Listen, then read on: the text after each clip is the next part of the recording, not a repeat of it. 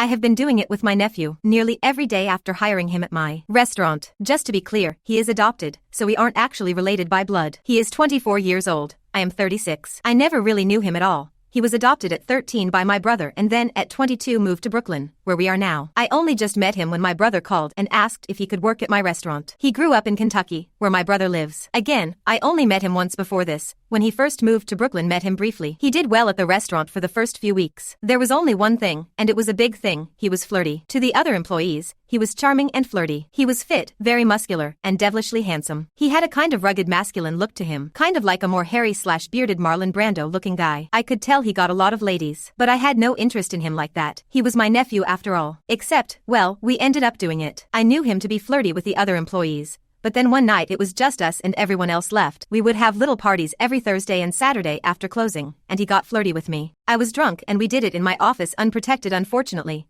But it was kind of a heat of the moment thing. I suppose in the moment I just ignored that he was family. He looks literally nothing like us. His dad was from Lebanon and his mom was Spanish. He has thick dark curly hair and brown eyes. Meanwhile, our family is Swedish and blonde with blue eyes with round faces. It wasn't hard for me to imagine in the moment that he wasn't family. The alcohol helped. Except since then, we have done it 3 more times in the past 3 weeks. I can't even resist him. Sometimes all that is needed to set me off is when his shirt is just slightly unbuttoned at the top and I can see his chest. Ugh. I feel like such an idiot. He's my goddamn nephew, and everyone in our office knows it. We share a damn last name. It's just too weird. But I also feel sometimes like there's no real point in me resisting it. I mean, doing it is just doing it, right? And we aren't really related, so what's the big deal?